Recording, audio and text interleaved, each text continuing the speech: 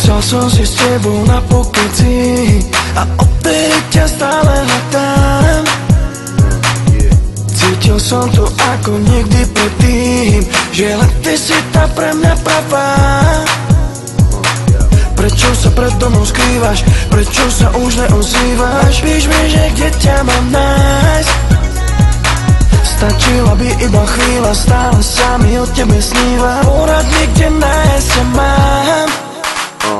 Stále snívam, stále dúfam, že nejakú šancu mám. Stále čakám, stále ťa hľadám, nechcem byť už sám. Prečo sa so mnou tak zahráva? Prečo je ona tak zahráva?